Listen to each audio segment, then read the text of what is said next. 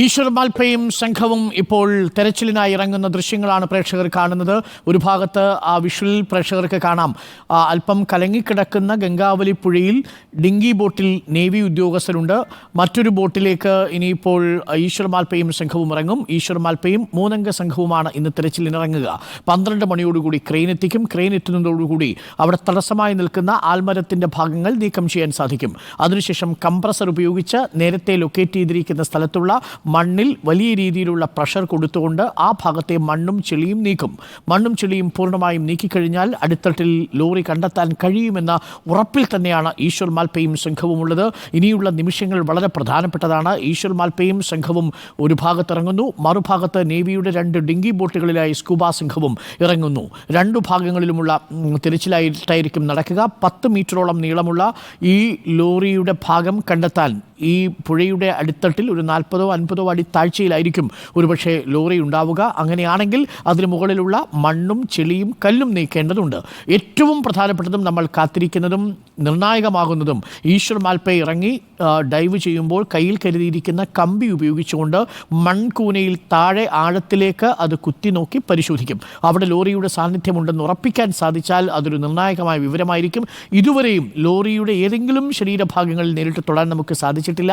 നമുക്ക് കിട്ടിയിരിക്കുന്നത് ജാക്കി ലിവറാണ്, ലോറിയിൽ കിട്ടിയിരുന്ന കയറാണ്. ഇത് രണ്ടുമാണ് നമ്മുടെ മുന്നിലുള്ള ഏറ്റവും പ്രധാനപ്പെട്ട തെളിവ്. മൂന്നാമത്തത് ഒരു ലോഹത്തകിടാണ്. പക്ഷേ അത് ഈ ലോറിയുടേതാണ് എന്ന് ഇനിയും ഉറപ്പിച്ചിട്ടില്ല.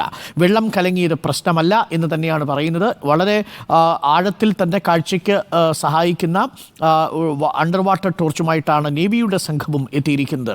അപ്പോൾ പൂർണ്ണ തെരച്ചിലിന് സജ്ജമായി കഴിഞ്ഞിരിക്കുന്നു. ഗംഗാവാലിപ്പുഴയുടെ തീരം, ഗംഗാവാലിപ്പുഴയുടെ ആഴത്തിൽ പെട്ടുപോയ അർജുനെ കണ്ടെത്താനുള്ള ശ്രമത്തിനിടയിൽ ആണ് ഇപ്പോൾ ചില പ്രതിസന്ധികൾ വന്നത്. ആ പ്രതിസന്ധികളെ പൂർണ്ണമായും അതിജീവിച്ചുകൊണ്ടാണ് ഈ തെരച്ചിലിന് ഇപ്പോൾ ഈശ്വർ മാൽപ്പയും സംഘവും ഇറങ്ങുന്നത്, നേവിയുടെ സ്കൂബ സംഘവും ഇറങ്ങുന്നത്. നമുക്കിപ്പം അർജുൻ കല്യാടും AK അഭിലാഷും രഞ്ജിത് മണിപ്പാടിയും ലിബീഷും തത്സമയം വിവരങ്ങളുമായി ഷിരൂരിൽ നിന്ന് തുടരുന്നുണ്ട്.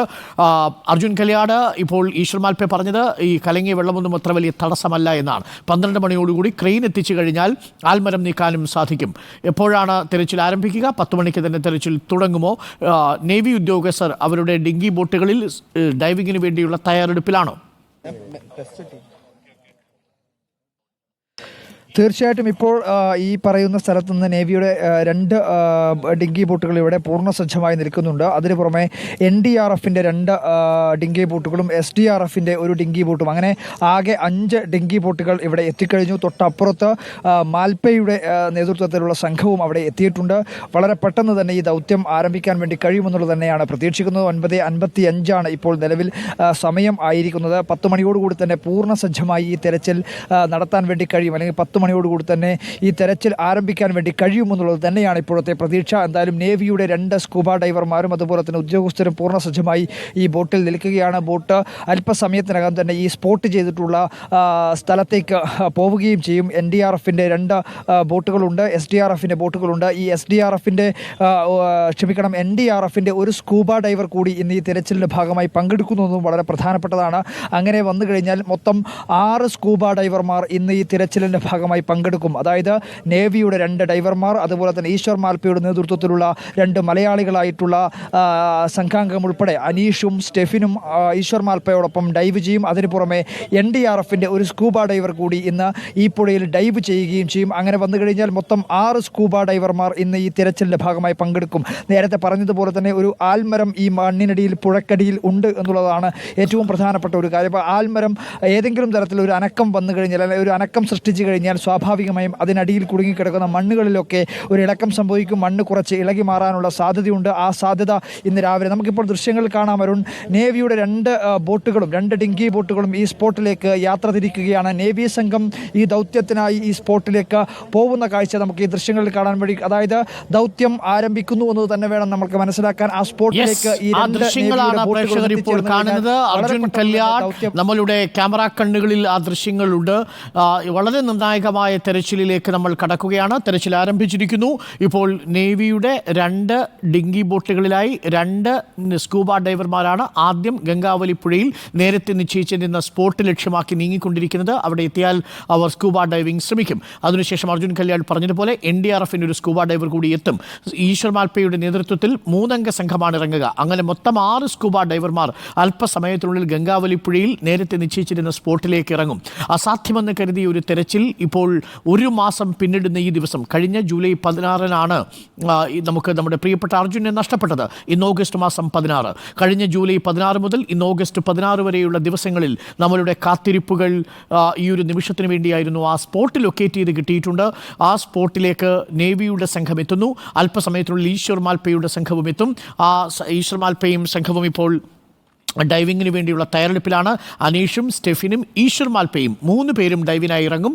ഒപ്പം NDRFിൻ്റെ ഒരു സ്കൂബ ഡൈവർ കൂടി അല്പസമയത്തിനുള്ളിൽ ഗംഗാവലി പുഴയിലെത്തും. ഇപ്പോൾ പ്രേക്ഷകർ കാണുന്നത് നേവിയുടെ സംഘവും ഈശ്വർ മാൽപ്പയുടെ സംഘവും തയ്യാറെടുക്കുന്ന ദൃശ്യങ്ങളാണ്. കല്ലും മരവും ഒക്കെ പ്രതിസന്ധിയാണ്. വലിയ ഒഴുക്ക് കുറഞ്ഞിട്ടുണ്ട് എന്നത് ആശ്വാസകരമാണ്. മഴ പെയ്യുന്നില്ല എന്നുള്ളത് അന്തരീക്ഷം അനുകൂലമാണ്.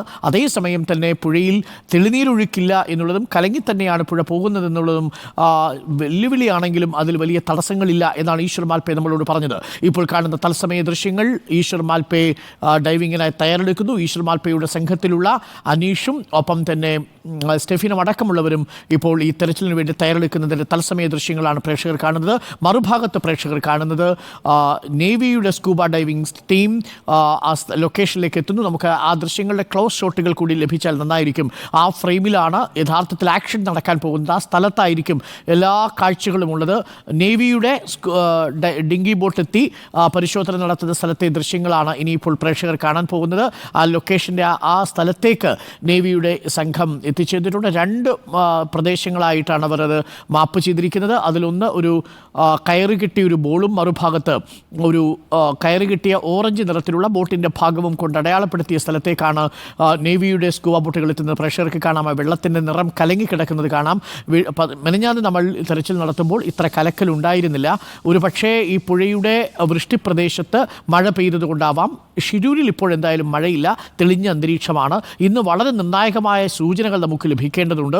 അല്പസമയത്തിനകം തന്നെ മാൽപ്പയുടെ സംഘം ഈ ഗംഗാവലി പുഴയുടെ ആഴങ്ങളിൽ കമ്പി ഉപയോഗിച്ചുകൊണ്ട് നടത്തുന്ന പരിശോധനയിൽ ലോറി അവിടെയുണ്ടോ എന്നത് ഉറപ്പിക്കാൻ സാധിക്കുമെന്നാണ് നമ്മൾ കരുതുന്നത്. ലോറി അങ്ങനെ അവിടെയുണ്ടെന്ന് ഉറപ്പിക്കാൻ സാധിച്ചാൽ പിന്നീട് ക്രെയിനുകൾ ഉപയോഗിച്ച് 12 മണിയോടുകൂടി ഈ മരവും തടിയും കഷ്ണങ്ങളും ഒക്കെ മാറ്റണം. അത് മാറ്റിക്കഴിഞ്ഞാൽ ഒരു പക്ഷേ ലോറി ഉയർത്താൻ കഴിയുമോ എന്ന് പോലും ചിലർ ഈ ഘട്ടത്തിൽ സംശയിക്കുന്നുണ്ട്. കാരണം ഇന്നലെ കാളി നദിയിൽ പാലം തകർന്നു വീണ ട്രക്കിനെ പുറത്തെത്തിച്ചത് നമ്മൾ തത്സമയം കണ്ടതാണ്. അതേ സംഘാംഗങ്ങൾ തന്നെയാണ് 4 ക്രെയിനുകളുമായി അവിടേക്ക് എത്തുക. NDRFിൻ്റെയും SDRFിൻ്റെയും സംഘം കൂടി തെരച്ചിലിനെത്തുന്നു. ഇപ്പോൾ തത്സമയ ദൃശ്യങ്ങളാണ് പ്രേക്ഷകർ കാണുന്നത്. AK അഭിലാഷ് കൂടി നമുക്കൊപ്പം ചേരുന്നു. AK അഭിലാഷ്, അർജുൻ കല്യാട്, ഒപ്പം ലിമേഷ് ചെറുപഴശ്ശി, രഞ്ജിത്ത് മന്നിപ്പാടി, അഖിൽ ചാത്തമംഗലം, അഭിഷേക് എന്നിവരടങ്ങുന്ന വാർത്താ സംഘമാണ് തത്സമയ വിവരങ്ങൾ പ്രേക്ഷകർക്ക് എത്തിച്ചുകൊണ്ടിരിക്കുന്നത്. AK അഭിലാഷിലേക്ക് ഒരിക്കൽ കൂടി പോകുന്നു. AK അഭിലാഷ്, ഇപ്പോൾ നേവിയുടെ സ്കൂബ ഡൈവർ തയ്യാറെടുപ്പുകൾ നടത്തുകയാണ് ഡിങ്കി ബോട്ടിലല്ലേ? തീർച്ചയായിട്ടും നേവിയുടെ 2 ഡിങ്കി ബോട്ടുകൾ ഇവിടെ ഈ സ്ഥലത്തേക്ക് എത്തിയിട്ടുണ്ട്. കാരണം ലൊക്കേറ്റ് ചെയ്തിരിക്കുന്ന ആ സ്പോട്ടിലേക്ക് തന്നെ ആണ് അവർ എത്തിയിരിക്കുന്നത്. നേരത്തെ ഒരു വട്ടം അവിടെ വന്ന് പരിശോധന നടത്തിയിരുന്നു. അതിനുശേഷം അവർ മുടങ്ങിപ്പോയി വീണ്ടും ഇപ്പോൾ 2 ഡിങ്കി ബോട്ടുകളായിട്ടാണ് അവർ എത്തിയിരിക്കുന്നത്. അതോടൊപ്പം തന്നെ ഈശ്വർ മാൽപ്പയുടെ സംഘവും ഇവിടെ തയ്യാറായി നിൽക്കുന്നുണ്ട്. അവരും അല്പസമയങ്ങൾക്ക് തന്നെ പുഴയിലേക്ക് ഇറങ്ങും.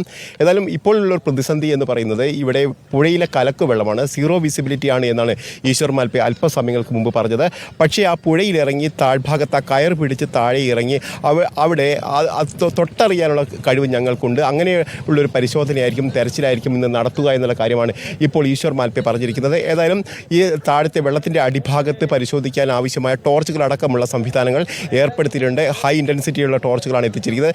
നേരത്തെ നാവികസേനയും ഇത്തരത്തിലുള്ള ടോർച്ച് എത്തിച്ചു എന്നാണ് നമുക്ക് അറിയാൻ കഴിയുന്നത്. ഏതായാലും 2 വിഭാഗങ്ങളും, അതായത് നാവികസേനയുടെയും അതോടൊപ്പം തന്നെ ഈശ്വർ മാൽപ്പയുടെയും സംഘാംഗങ്ങൾ ഒരുമിച്ചായിരിക്കും ആ മേഖല കേന്ദ്രീകരിച്ചുള്ള ഒരു തെരച്ചിൽ നടത്തുക. നേരത്തെ സൂചിപ്പിച്ചതുപോലെ തന്നെ കൃത്യം 10 മണിയോടുകൂടി തന്നെ അവർ ഈ രണ്ട് വിഭാഗങ്ങളും ഈ സ്പോട്ടിലേക്ക് എത്തിയിട്ടുണ്ട്. വളരെ കൃത്യമായി തന്നെ ആ സമയപരിധി അവർ കാത്തു സൂക്ഷിക്കുകയും ചെയ്തിരിക്കുന്നു. ഏതായാലും അല്പസമയങ്ങൾക്കകം തന്നെ അവർ പുഴയിലേക്ക് ഇറങ്ങാനുള്ള ശ്രമമാണ് നടത്തുന്നത്. നാവികസേനയുടെ അവർ ഈ ഓക്സിജൻ സിലിണ്ടർ അടക്കം അവർ ധരിച്ചുകൊണ്ടിരിക്കുകയാണ്. അവർ സ്കൂബ ടീം തയ്യാറായി നിൽക്കുന്നു. ഏതാണ്ട് ഒരു 5 മിനിറ്റിനകം തന്നെ അവർ പുഴയിലേക്ക് ഇറങ്ങാനുള്ള സാധ്യതയാണ്. പ്രത്യേകിച്ച് കഴിഞ്ഞ ദിവസങ്ങളിൽ നാവികസേന തന്നെയാണ് ഈ സ്പോട്ട് വളരെ കൃത്യമായി കണ്ടെത്തിയിരിക്കുന്നത്. അതിനുശേഷം ഈശ്വർ മാൽപ്പയും അവിടെ തെരച്ചിൽ നടത്തുകയും കൂടുതൽ കയറിൻ്റെ ഭാഗം കണ്ടെത്തുകയും ചെയ്തു. അതിനുശേഷമാണ് അവിടെ സ്പോട്ട് ഐഡൻറ്റിഫൈ ചെയ്തുകൊണ്ടുള്ള അവിടെ ഈ രണ്ട് വെള്ളത്തിൽ പൊങ്ങിക്കിടക്കുന്ന തരത്തിലുള്ള ബോയ് അടക്കമുള്ള അവിടെ ക്രമീകരിച്ചിരിക്കുന്നത്. അതുകൊണ്ട് തന്നെ വളരെ പെട്ടെന്ന് തന്നെ ഇന്ന് അവിടെ എത്തിച്ചേരാനും ആ കയറ് പിടിച്ച് ഇപ്പോൾ ട്രക്ക് ഉണ്ട് എന്ന് കരുതുന്ന ആ ഭാഗത്തേക്ക് എത്തിച്ചേരാനും കഴിയുമെന്ന് തന്നെയാണ് കരുതുന്നത്.